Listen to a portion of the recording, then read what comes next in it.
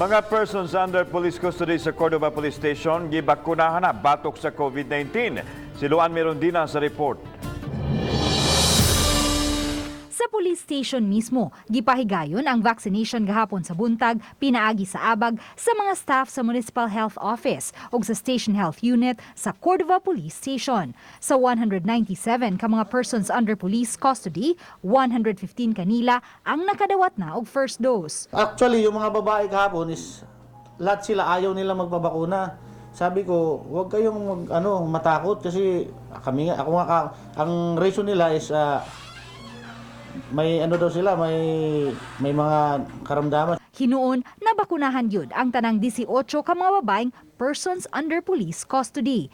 Gitinguha sa lokal nga kagamhanan sa lungsod sa Cordova nga mapaspasan ang pagpamakuna. Ilabi na kay gidugangan na karon ang ilang vaccine allocation sa Visayas Vaccination Operation Center. Human sila giila nga nalakip sa Metro Cebu.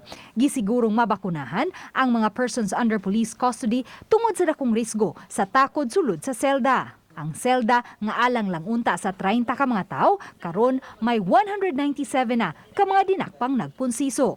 Kahinumduman, Hunyo sa miaging tuig, gipaubos sa lockdown ang Cordova Police Station. Human 11 sa ilang mga dinakpan ang nagpositibo sa COVID-19.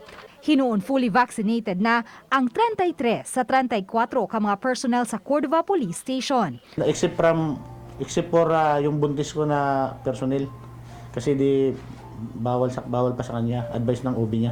Sa pikas bahin, gibutyag sa hepe sa Cordova Police Station nga hayan pabarugo na unya ang mas dakong police station sa lungsod, human nalagdaan na ang deed of donation sa 600 square meters nga luna.